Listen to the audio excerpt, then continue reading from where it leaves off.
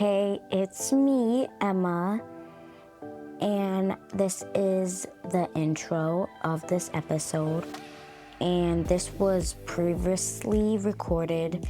This was the day before my uncle Avery passed away. So we didn't really get this out, but now we're putting this out. And we were talking about rebel rights, and it's by Dr. Dani Martin. And you might be like, why is Emma doing it? Because mommy lost her voice, and yeah, that's why I'm doing it. So I hope you guys like this episode, and I hope you just like it, and I hope this inspires you. Bye. Welcome to Living in 3D Power, a space where questions matter, stories heal, and joy is our practice. I'm Dr. Amber Sessoms, and each week I sit down with my daughter Emma to talk honestly about life, identity, and the power of wonder. This season, we're guided by a sacred invitation. What would it look like if joy was our strategy, not our reward? Here, we discover truths long buried, discern paths toward freedom, and devote ourselves to living with authenticity and love. Together, across generations, we're learning that joy is not the prize at the finish line. It's the rhythm that carries us forward. Hey, it's me, Emma. Welcome back to Living in 3D Power. And today you might notice a few things off. If you're watching this, we have two special guests, Kibou and Hiro, our dusty dogs. Dusty? That one is. He's thick. Don't talk about my dogs. And then we're wearing pajamas because we're a little off timing because it's been a busy week. Yeah, it is a little late. It's about 8:30 and you got to get to bed soon. So you were already showered and ready for bed. So I said, I'll just join you, put my pajamas on too. But what did you also say about wearing pajamas? What was another good reason for it? What we're going to talk about is a hard topic, so let's get comfy. Let's get comfy and have our therapy dogs with us, just in case we need them. Yeah, so what do we have in front of us today? What journals do we have? What books do we have? Rebel Rights by Dr. Dani Martin. Shout out to Dr. Dani Martin. And I actually went to college with Dr. Martin. And before that, we ran track together at Millersville University. Shout out to Millersville, forever a Millersville marauder. So we ran track at Millersville together. But previous to that, we were competitors. We were in a neighboring school district, and we competed against each other in high school. But Dr. Dani, what it says on the back of her book here is a compassionate education activist and professor devoted to empowering students and communities through transformative learning. With over 20 years of experience in public education and higher ed, she champions critical thinking, dialogue, and action to dismantle systemic barriers. Driven by her belief in education as a powerful tool for liberation, Dani's mission is to inspire individuals to challenge injustice and take meaningful steps towards social change. Her work ignites self-determination, encouraging all who engage with her to become advocates for a more equitable world. And Hiro just jumped down, y'all. Hiro, off. Hiro, down. Because he saw a bar that Emma has in here, and he's a greedy little gut. So he jumped down to try to grab the bar. Hiro, up. Good boy. We'll see how this goes, y'all. But this is our life. So Dr. Dani is a powerful person. And what I love is that she says education activist, or as our mentors would say, scholar activists. So Dr. Rita talked about that, and her mentor, Miss Di, talked about that, Miss Diane. So these are powerful things that she's talking about. And what I love is that she started out in education, so teaching children just like you, and now she's at the higher education level, but she has such a passion for talking to children about these social change things. And what I thought would be awesome is we're going to just tackle some of the questions in her first week of her journal. It's a 90-day reflection. So she delves into daily prompts that help you understand and question systems of oppression. She has weekly action steps so you can take additional steps towards advocacy, starting with your own experiences, which I think is really important. So a lot of this work, if you don't start with yourself and interrogating or like doing the work on yourself, how are you going to be good for anyone else? You got to do your own work. Do your own work. So she talks about inspiring quotes and insights, which I love. I love me a good quote. And then she also, what I love about this journal is that she has QR codes for interactive learning. So you can click on these QR codes and it'll take you to a video on her website, which she kind of, well, that I think is a QR code. I'm not sure what that's for. I think that's to buy or purchase the book. So we'll definitely put this in the show notes as well. And then the other thing she talks about is focus on resilience. So discover ways to prevent burnout and stay motivated for long-term change. You know what burnout is? Tired? It's like extreme tiredness, right? So if you experience burnout as a kid, I'm not saying it can't happen, because I would think if it's happening for a child, it would be because of a lot of trauma or them taking on adult responsibilities. But burnout happens a lot in adulthood because we're overworked, we're doing the most, and we need to find ways to just be fully human, and we're not machines. But a lot of this world makes us work like machines instead of just being, remember you said like we're too busy being adults that we don't have time to just be like kids and enjoy the things that we used to enjoy. So what we're going to do is, well, you know what I actually want you to say is, it's funny because I think Dr. Dani has beautiful penmanship. Emma's making a face.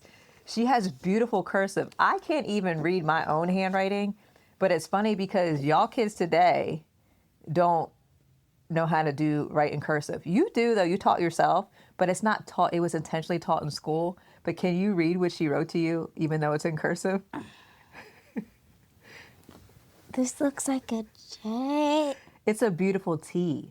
It's two. It's fancy. To Miss Emma, you. That's an I. It's a beautiful I. I am dull.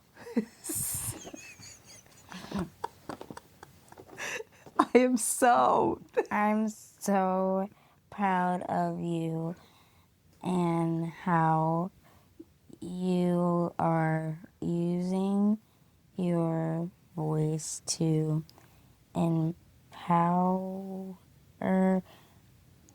them, demo. Others. Oh.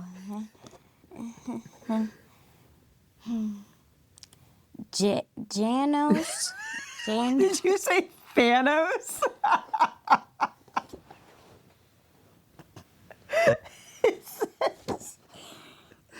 It says this. That's a T, but it kind of, I can see where you think. This is your you are 10 years invitation to level against rebel against all puts and SYS systems. Oh, systems. Treat that are you why is UN unjust. Congratulations. Continue being great. Love, Dr. Davy. Oh my gosh. So y'all, what are you, Alpha Gen? I'm an elder millennial. I'm you Gen are Alpha. Okay, I got it mixed up, but I still got it right. I just put it in the wrong order. Gen Alpha and millennials don't mesh on handwriting and penmanship. Especially Graham's. Oh yeah, Graham's handwriting. Well, she's baby boomer. I'm not sure what that is, but she's 1945. But yeah, so I'm definitely putting that on the screen so y'all, when you followed along with that, if you were watching, Emma really struggled with that, but not bad. So I purchased 2 books from Dr. Dani. So one for you and one for Maya. And what she wrote to Maya is, to Miss Maya, You're an outstanding artist. I love your work. This is your invitation to use your voice to rebel against all unjust systems. With love, Dr. Dani. We know you're an artist too, but she was talking about Maya. She wasn't talking about you. This is Maya's book. When I read that, when you tried to read what she wrote, using your voice to empower others, I could have been like, I use my voice to empower others. Okay. But it wasn't my time. She was talking about you. Okay? My goodness. With that, let me just look at the first part of her book. So it's funny because Daddy was looking at her book today. And, you know, for those of y'all who don't know, this is nice. my husband, Devin, is a graphic designer, so he does user experience. Like, this is nice. Yeah. He was like, ask her who published this book. And I was like, okay. But that's high praise coming from him, who's a designer and can be very meticulous. So he loves the design of her book. We also agree it's great. Going to get some merch soon. But she also writes a note on the inside to change makers and dreamers. And she says, this journal is dedicated to the rebels, the change makers, the dreamers, and all those who refuse to stay silent. It is for the individuals who challenge the status quo, who believe in the transformative power of words and actions, and who see the world not as it is, but as it could be and should be. I added that. To the students willing to question, reflect, and take action, and to the next generation of advocates brave enough to demand equity and justice in all spaces, this is for you. Very clear about who the book's for. About people who are going to be questioning and reflecting and taking action. Because sometimes we think the work is, let me sit and think about that and ponder. We got to move to action. People are hurting. People are starving. People are dying. We got to move. So then at the end, she says, may this journal guide you on your path to liberation, serve as a companion to your journey, and inspire you to lift your voice, amplify others, and build a world where liberation is not just a dream, but a reality for all. That'll preach. Is that clock it? The silent clock it is just with the pointer finger and thumb. Clock it. All right, so what we're going to do, we're going to look at week 1. And week 1 is, what is the title of week 1? What does liberation mean to you? Come on with the liberation. That is my favorite word. And she has a quote here by Angela Davis. I am no longer accepting the things I cannot change. I am changing the things I cannot accept. We ain't just going to sit on the sidelines. So in week 1, she talks about exploring what liberation means, both personally and collectively. And that's really important because in my dissertation, I talked about the individual or the personal informing the collective. So who we are and the work that we choose to do individually to be more whole is what's going to help community, right? So if I'm walking around being a pretend version or the version I think society wants, then we're going to keep churning out people that are robots. No. And remember that episode, which I think might be the highest viewed and the most popular episode, is we don't want any robots. When you said that line, clock it. Is that right? We don't need robots. But in a lot of ways, this world wants us to be robots and wants us to be machines and not think for ourselves. But one of the things, Dr. Dani, we're not machines. We have intellect, we have critical thinking, and what Dr. Dani is inviting us to do is to think critically, not just for ourselves and what we can do to be better people for ourselves, but for a community to make the world a better place. So she also says it's about more than gaining equality. It's about achieving equity. So what that means is ensuring everyone has the freedom, resources, and opportunity needed to thrive. So oftentimes we think about equity, particularly from people from the margins. We talk about, there's a book by Dr. Bettina Love. She talks about we want to do more than survive. We want to thrive. So we don't just want to just have this hard life and just get through the day to day. I got grit. Right? I want to thrive. I want to have a life of ease. I want to be well mentally, physically, emotionally, spiritually. You don't want to be angry all the time. Or scared or belittled or degraded because of what I look like or the beliefs I have or any of those or the zip code that I live in, right? You want to make sure that you can thrive. So with that, let's look at the first reflection prompt. Do you want to read that? What does liberation mean to your personality? Yeah, so let's look back up again. So what does liberation mean to you? Take a moment to reflect on the concept of liberation in your own life and community. Think about how it applies to both individual and collective experiences. Use the questions below to guide your reflection. So what you said was, what does liberation mean to you personally? So she gives you something to help to get your juices flowing here. Consider a time when you felt free or empowered. What factor contributes to this feeling of liberation? When I felt free or empowered. Time you felt free or empowered. Do you know what empowered means? So think about a time. When I'm drawing.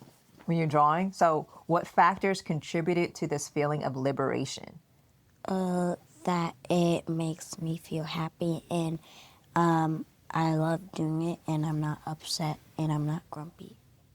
Oh, and I think sometimes we've talked about before, coping, you use drawing. Sometimes when you're upset, you will go and draw. So that is like one of your strategies that you use to kind of cope and deal with things that are bothering you. Do you ever draw out your feelings? Yeah. So that helps you a lot too. I think that's really, really positive. So I don't ever want you to lose that creativity. You know, Maya has that creativity. Daddy has it. Daddy says I'm creative, but I don't draw anymore. But I used to. Yes, creative in different ways now. But I think that is a really good tool. So when you think of liberation, what you're saying is you're not feeling what we would consider maybe negative emotions. You're not feeling grumpy, or what other words did you use? Mad or upset. So when you're liberated, you're not feeling those things. Okay, fair enough. I think that's good. So for me, what does liberation mean to me personally, and thinking about a time, I often think about, I could go with big scale, like thinking about when I'm on stage and keynoting and thinking about that's liberation. It's really when I'm sitting down with someone one-on-one, kind of like you. I do this with adults too. So I sit down and we talk one-on-one out, but it's more them, centering them, and I'm just asking them questions, and I'm just kind of making meaning from that. I absolutely love that. I would say on a small scale, it's those moments, those thoughts that I had negative about myself that I'm just like, I don't think about that. So it could be like my weight or something of that effect that I'm just like, not a big deal. So those things that used to bother me that I'm now like, not a big deal anymore, I think that's where liberation shows up for me personally. That makes sense? Yeah. So another question she asked, we're actually going to go, I think what I'd like to do is, when she asked a question about what does liberation mean to you, can you define that for yourself? Like, what does it mean to you personally, if you were to give a definition about what liberation means, or what it looks like? Liberation is like when you're happy and you're in the best mood, and you're having fun. Oh, I like that. Okay, so you said for you, it wouldn't be negative emotions. Yeah. It would be feeling happy. Okay, so you make me think of my values. So you know how we talked about values in season 1, and some of my most important values are authenticity, connection, curiosity, leadership, and guess what the final one is? Fairness. No, that's yours. Oh, yeah. Liberation.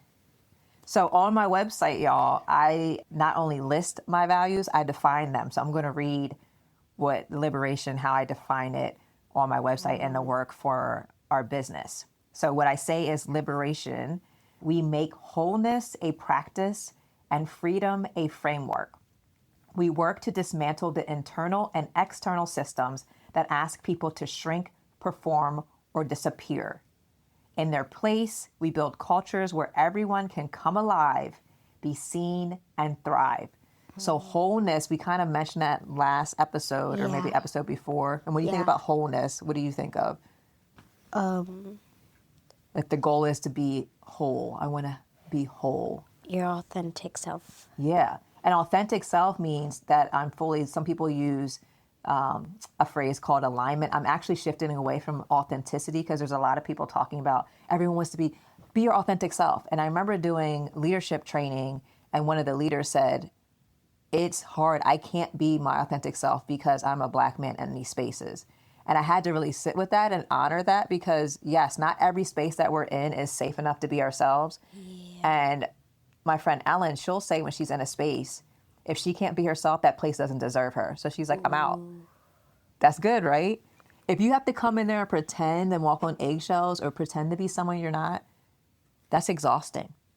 So wholeness is this practice of freedom. And the coming alive part makes me think of Howard Thurman. So our pastor will quote him a lot because he was Reverend Dr. Martin Luther King Jr.'s theological mentor, godfather. And he is quoted often and says, don't ask what the world needs, ask what makes you come alive and go do it. Because what the world needs is people who have come alive. So what do you think about that? That's deep. What's deep about it?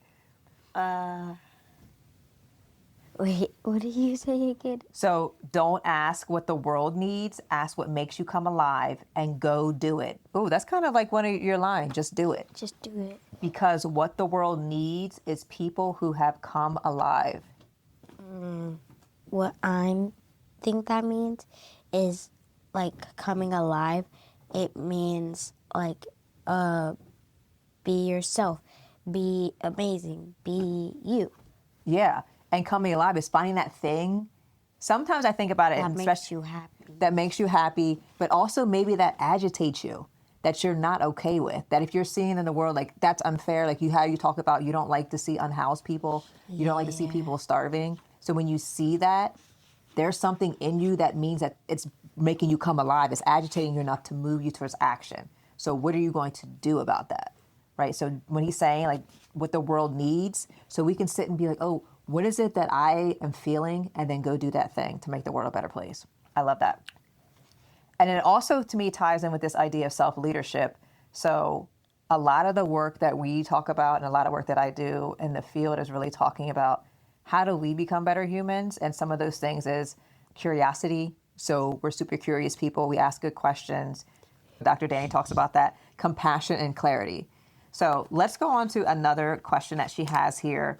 And I like this one where she says, how do you see liberation happening in your school or community? Are there any barriers that prevent people from achieving true freedom? How do different groups experience liberation differently? Do you see any barriers in school or in our community? And if you can't think of it locally, what about maybe in the world?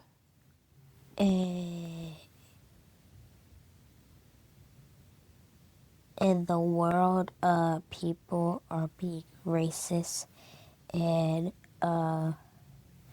being rude and not nice. And who are they being rude and not nice to? Black people and like Mexican people or indigenous people. So where do you see that? Or how do you know that? You. Me? Do you hear me talking about it? So what are some of the things that you hear? Or maybe because you feel things very deeply, do you sometimes feel what I'm feeling? Like you're like, oh, what do you feel? Upsetness. Yeah. Frustration, sadness. I feel like there's a range of emotions. Yeah. And for parents and caregivers out there, you know, when we have these crises in a society, there's things that my National Association of School Psychologists will put out. So I'm part of that association. They will put out things, how to talk to children about this. So when we had the first presidential election of... Tissue. Emma was good all day. And now she's sneezing a lot.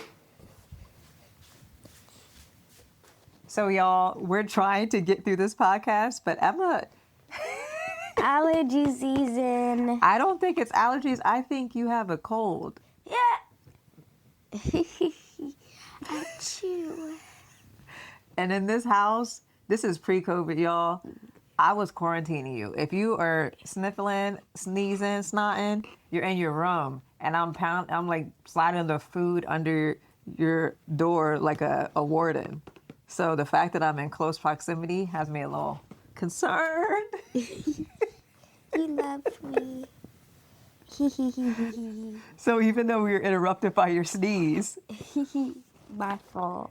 I'm thinking, I was asking you about the felt sense that you have of frustration. Yeah, And I don't like that feeling. it's not a great feeling. So then to you, that's the opposite of walking your liberation. So feeling liberated, you don't like that feeling.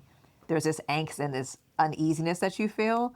And for parents, I think it's really important that we have these conversations with our kids, because I believe that children especially are more attuned to their emotions than adults. As we become older, we numb ourselves to it. But you particularly are very attuned to your emotions. So if you have children or just anyone in your house that is more sensitive to that, you got to talk about it. Because if you're not talking about it, you're feeling it, right? So what you're saying is you're feeling that and you don't like how that feels. And if you feel like you can't talk to me about that, what do you do with those feelings? Keep them. But And what happens when you keep them inside? It's bad because you don't feel good about it. Yeah. And I remember before we were talking about emotions, and you said when you keep them inside, do you remember what you said when you keep them inside? It eats you up. It eats you up. And what happens is when you become an adult, I mean, even when you're young, you can experience a lot of anxiety. So you might do things like biting your nails. I also think that's a gene, because that seems to be a trait on one side of the family. People sometimes pick at things. Their skin. They might get a nervous tick. They might have ruminating thoughts or negative thoughts that they think something bad is going to happen. So if you don't have a space where you can be like, I'm really worried about this, or what is happening, or why are you agitated, or if you're watching the news a lot or you overhear the news, then Graham, when you're at Graham's house, that's probably all she watches, her and Pop. Well, Pop in particular. Yeah. So you might, if you're going to a relative's house and they're more engrossed in that, and you're a kid, and maybe that's not something we do in our house, and then you go over there and you're wondering, what in the world's on fire, and now I'm scared. I remember during COVID, Maya was really upset about the world, thinking about the earth dying and the pollution, and she would be crying in her room about that. And I don't know if it was something that she was reading, they were talking about it in school, but she really, really focused on that and thinking about how we're destroying the planet. And it made her really upset. Yeah, that makes me upset. Yeah. So what I think is happening particularly right now, and the purpose of all of this chaos, is to make us sit in our despair and our grief and be upset and not do anything. So what Dr. Dani is calling us to do is say, okay, let's talk about the inequities, but what are we actually going to do? First, we have to see where they exist. And then, okay, so what can I do in my community to change that? So you are saying you don't see anything maybe in your community or in your school? In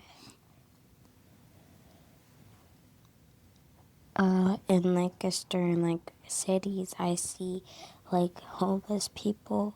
Yeah, you see unhoused people on the street. Yeah, in the city. Or people smoking. You don't like that. Yeah, we don't like that.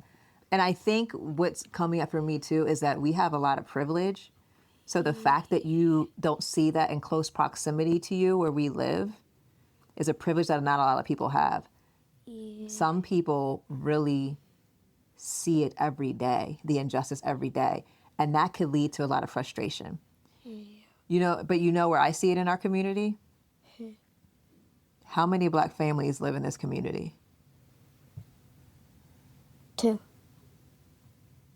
And then we can count the lady down the street. Yeah. In our community of, I would say maybe 50 plus homes. I'm not sure how many. And then in your school alone, it's less than 2% Black. There's only 2 fully Black people. Wait. Fully Black compared to what? What's the other Black? Mixed. Okay. So fully Black and then mixed kids. Yes. And there's a bunch of mixed. There are kids that will identify and say that they are mixed, yes, and not Black or not white. They don't want to pick a side because they have a white parent and a Black parent. So I think if you think about inequities in that way, even though you're not experiencing direct harm, this community, in a sense, is a product of that inequity because of the lines that we've drawn to keep certain people that look like us out, right? Uh-oh, she's getting her tissue back out. So something she says kind of along that line is, how do different groups experience liberation differently? So when you talk about racism or being unhoused, or maybe we talked about the other day, food insecurity, how would you compare yourself to someone that is unhoused? How are our experiences different? I have a house, I have food, I have clothes, I have a bunch of stuff, and they don't. Yeah, so how do you think they experience every day? What do you think they feel? Hard and scared and like upset maybe. And think about how cold it is right now. When you went outside this morning, what did you say about the grass? It was frozen and it was 29 degrees outside this morning. So what do you think about people that don't have heat, don't have a shelter? Sometimes I see homeless people just wearing a shirt, like a baggy shirt, and I'm like, what? And what does that make you feel? Sad. Yeah, and I think right now what's happening, so again, think about Howard Thurman, thinking about liberation and thinking about what can you do within your community, what makes you come alive. There's something in you that tugs on your heartstring when you see people that are experiencing homelessness. Tug, tug. What do you do? What can we do about it? Remember when give the during Black History Month, we looked up people that were your age or younger, and they were doing things in their community to help unhoused people or having access to clean water. There's no age limit. If you have a passion and desire, you partner with people that can help you get it done. And what is happening right now, because right now in the government shutdown, what happened to you as a result of the government shutdown? They had to cancel my field trip. And where were you going? Washington, D.C. Do you know why they had to cancel the field trip? Because they said that the people who like work there and that like clean the bathrooms and stuff didn't work, so we couldn't. Because they're not getting paid. Yeah. So you have friends in school whose parents are currently federal employees, and they're currently not getting paid. So they're trying to figure out maybe where their next meal is coming from. And that's really scary for a lot of people, because we live, middle class has the illusion, if you don't save your money, all of us can be one paycheck away from being on the street, right? We work to keep a roof over your head, but say something happens, all of that can be gone. So when you think about people that are unhoused, people judge them, right? Do you ever hear what people say about people that are unhoused or on the street? You ever hear anything negative? I think one time I saw a person spit at them. That's awful. Like, they think that they're subhuman, right? Often people will say, addiction, like there's no reason for them to be on the street. In America, you wouldn't think that. But right now, with the government shutdown, and in a couple days, they're getting rid of SNAP benefits, which is an additional form. SNAP. I don't remember what the acronym is, but it's essentially like giving you additional subsidy or money for food. So it'd be like maybe under $200 for a family to get food. And remember that one time we went to Costco, you were like, all that money, we didn't even get anything. Groceries have skyrocketed, and people's salaries have stayed the same, or they've been laid off because of the economy. So now with the government shutdown, $5 billion they could pull out of the reserves to help people, and they're like, we're not doing it. $50 or $100 per hour. That's what we should be getting paid? Come on, Emma for president. She's increasing the minimum wage to a livable wage. You know how much people make an hour in Pennsylvania? I'm pretty sure it's still $7.50 an hour. I think there was a push a couple years ago to make it $11 or $12 an hour, but so people are out here just living paycheck to paycheck. They're just surviving, and what we're talking about is thriving. So they're going to lose their benefits, but you know what is beautiful and what's happening? People are helping them. Come on, people. Come on, humanity, come through. But here's the thing. We don't want to wait till you get to a crisis state to be able to help people. Yes. But what is beautiful is that it is flooding what I'm seeing online. And something people are talking about is mutual aid. So I've seen this farmer, I don't remember what state he's in. I think he has to be down south, because up here, everything would freeze. Yeah. And he's like, if you need food, come here, I will give you food. So it's not just giving them junk like Twinkies. They're getting fresh produce. People are stopping, and helping, and that is a beautiful thing. Something Blueberries, grapes. right, because you know what happens. There's a term called food desert. So when you're in larger cities that are heavily populated with Black or brown people, you know what they do? You could go to the Giant on the other side of town in the city, go in that Giant, you will not see the same fresh produce that you see in our Giant. They stock it by making assumptions about what people want to purchase, but you know what also the issue is? Fresh produce costs more. Healthy food costs more. Of course it does. Does that make sense though? No. So then people don't have access to fresh food. So they have to get the cheaper stuff. And also, if they don't have transportation, they have to go to what's local. Walk or go to what's local. So they're going to like Dollar Trees or something, things like that don't necessarily have they don't have fresh produce. So they're just getting what they can. So these are things that we have to think about when people are judging and thinking about, oh, you don't have a job, you need to go get a job. A lot of people that currently need these SNAP benefits are working. The majority of them are working, but they don't make a livable wage. So what can we do? One of the things our church is doing, help them, is November 8th, we're having an 18-wheeler truck. A big Mack truck is going to pull up, and we're going to unload it with food, clothes, appliances, baby supplies, all these things to help the community. Because what our pastor is trying to do is say that we need to be a church for the people, and right? I'll be baptized on Sunday. Oh, wait. Let's pause because Emma has something that she wanted to share because she wanted to interject something very important. I'll get baptized on Sunday. With her stuffy nose. Yeah. You're getting baptized. What are you thinking about this? I'm really happy because all my family members are gonna get to see it.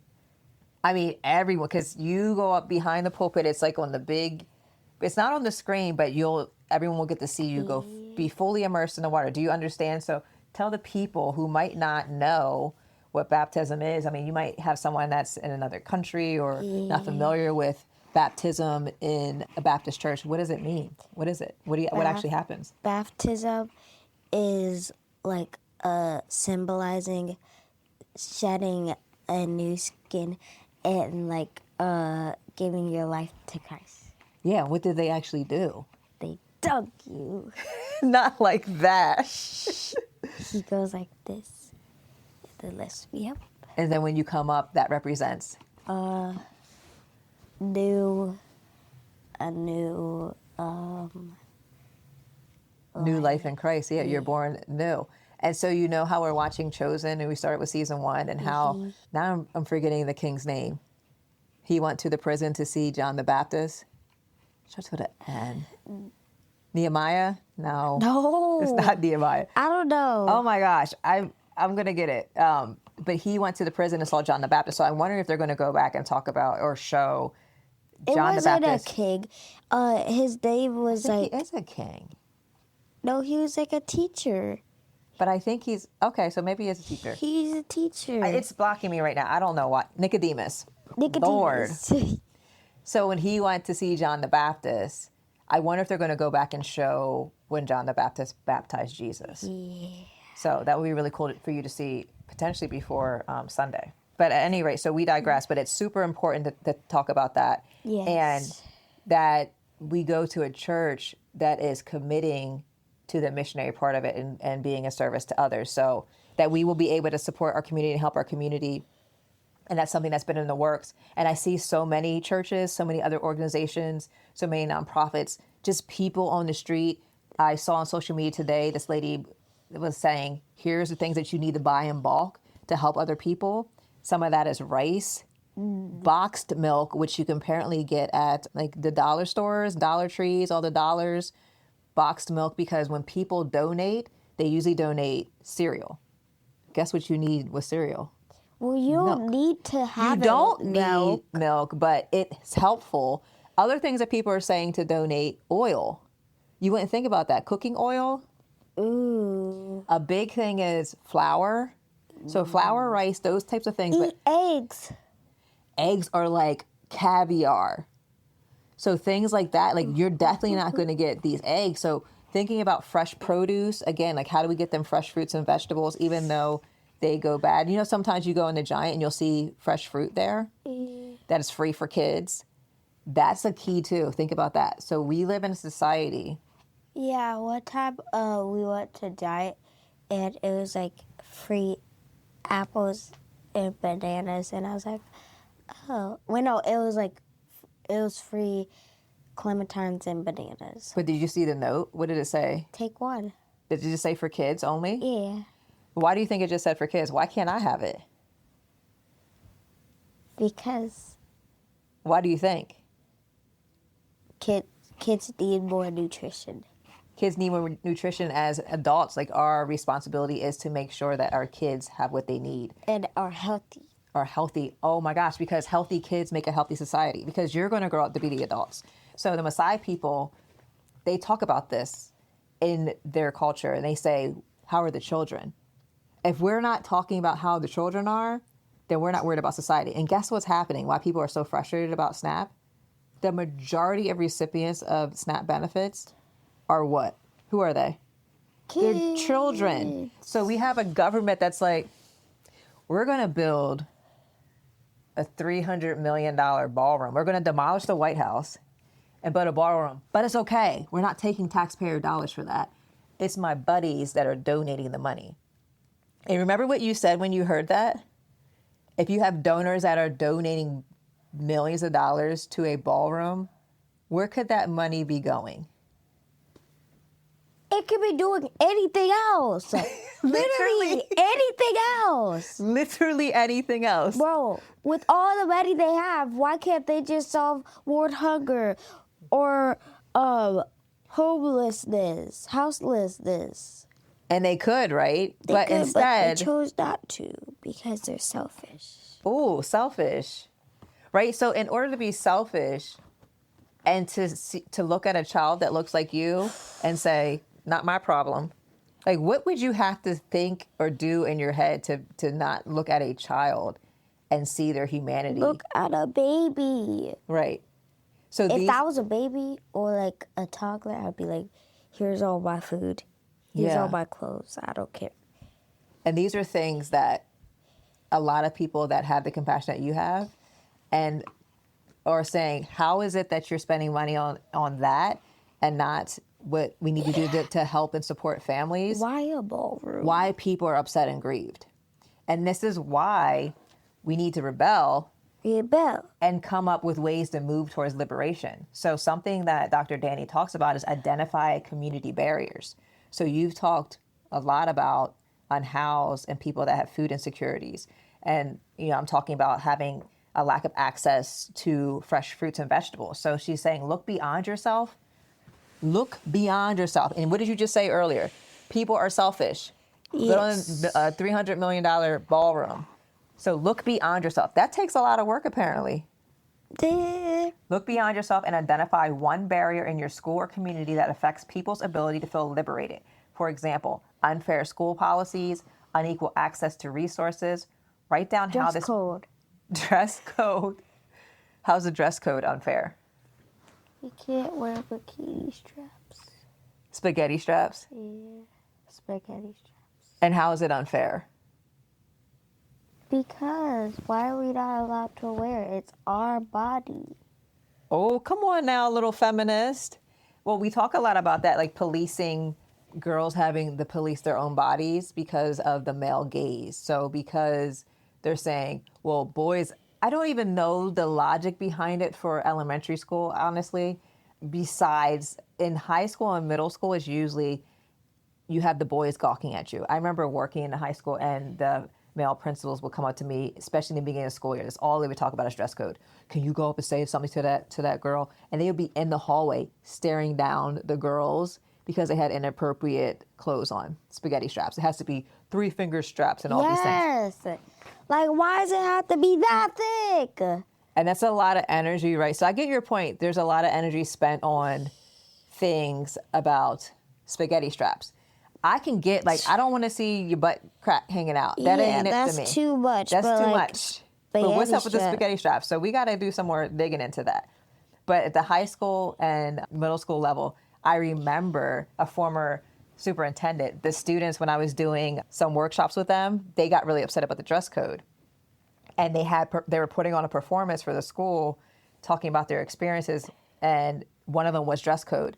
And she said, I like all of your monologues and short acts except for the dress code one that needs to be taken out. And I just looked at them because they made a face, and I said, say what you have to say. And they said, why? You know, they inquired why, and they gave really good rationale, and she actually changed the dress code policy because of that.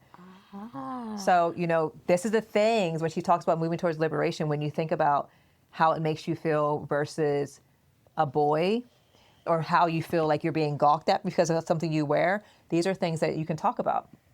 Or unfair school policy. You said unfair school policies, unequal access to resources, so unequal access to food, quality education, something in Pennsylvania that is huge. We're one of the worst, if not the worst, in the nation for kids that live in a certain area get to go to better schools. Daddy and I purposely chose to bring you to this neighborhood so that you could have access to a quote unquote good school. But guess what we had to sacrifice? What? Diversity, you being around people that look like you. So you're in school and you're one of the only ones. And what I don't want you to experience is feeling what we call hypervisibility. What's that? That you feel like your identities are amplified. So you being black, you being a girl is amplified because you're one of the few. So I know what happened to me in school. I remember in high school, I was in sociology class and they were talking about a unit on black history or something.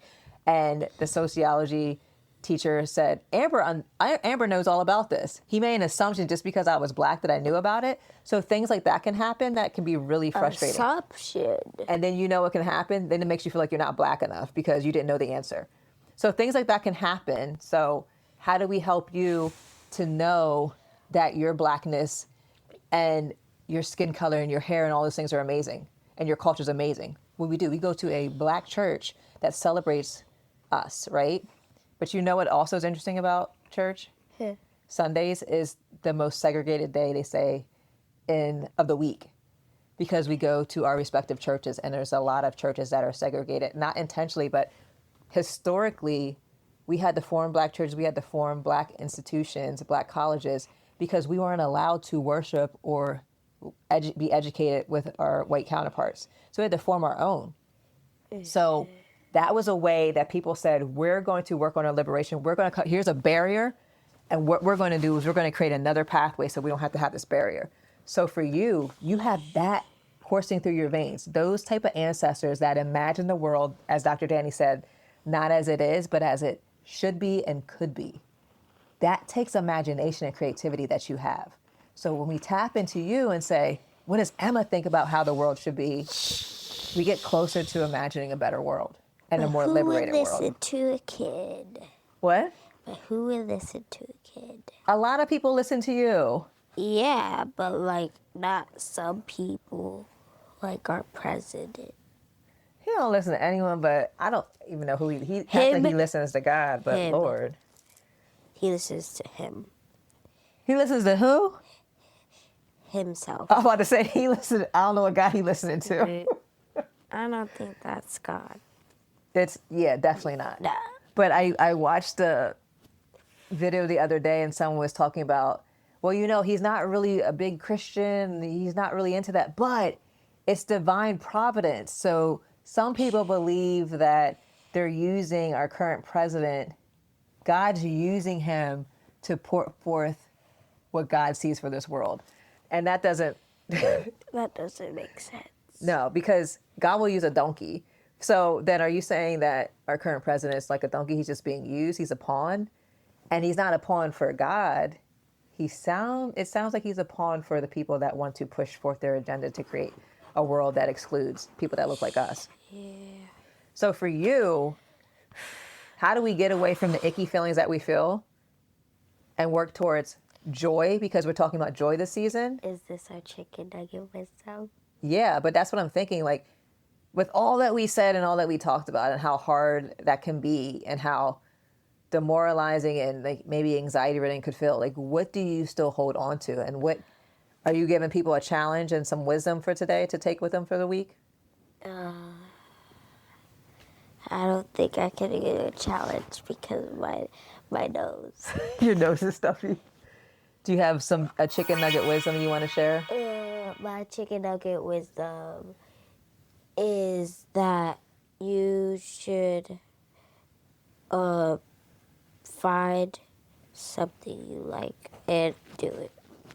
So something that makes you come alive. So we're thinking about Yes. Howard Thurman That and the definition of liberation. So find something that makes you come alive. So again, when we said come alive, it could be it makes you happy, but it could also be that agitates you, that you want to see change and make better the world. And then, you know what also would be good? Find other people that share that same passion, E.T., and that's how you do it. So all these people that are doing the mutual aid and saying, I have food for you, they're partnering with other people. Cactus. And you feel less alone in that, and you know who's going to save us? We are, the communities that we build. You can give people seasonings. Come on, they talked about salt is something that they need too. We want some seasoning for this food. Because no one wants some dusty, unseasoned eggs. I mean, thank you for the food, but also, I still deserve to have some flavor on my food.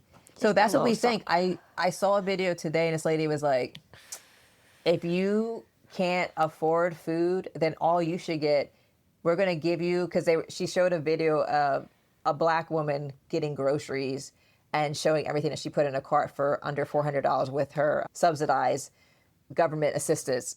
And the lady was making a video, the white woman was making a video being like, oh my gosh, she's so horrible. You know what we need to do for people like that? We need to give them boxed food, and these are they're getting the bare minimum.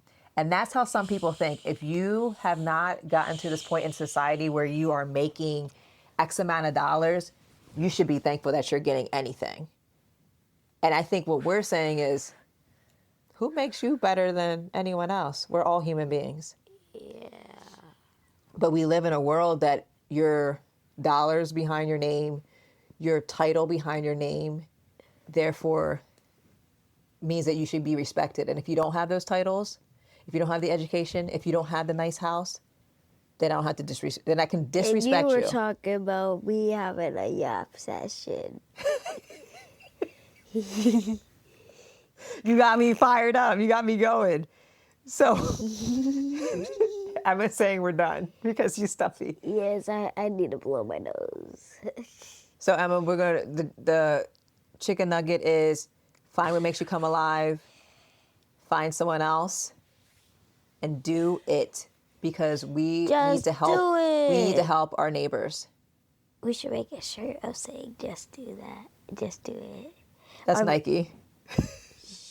It can have a chicken nugget on it. We'll have to work on that. Yeah, we can have a shirt that says chicken nugget wisdom on it. I like that. We should design that. Get Daddy and you to design What a if shirt. our heads were both chicken nuggets? Our heads are chicken nuggets. I think Daddy could do something fun with that. We are the chicken nugget wisdoms. And on that note, y'all, Emma is tired and it's her bedtime. Yeah. So I hope you feel better in the morning because you're stuffy right now. Don't close us out with blowing your nose. All right, y'all. Have a good night. So in the words of Dr. Dani, your understanding of liberation is key to moving forward as an advocate for equity and justice. So find what makes you come alive, find another person to do that with, and do that thing because what that's going to do, your liberation unlocks liberation for someone else. Yes. And we'll see you next week. Bye. Bye. I'm so glad you joined me and Mommy for this episode of Living in 3D Power. I hope you like it. Now do me a favor before you leave. Subscribe to our Substack and make sure you subscribe to wherever you listen to podcasts too.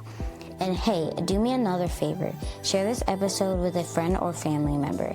If something we said made you laugh, made you smile, or it might mean something to them, just send it away. Okay, one more favor. That's a lot of favors, I know. Head over to the comments on our social media.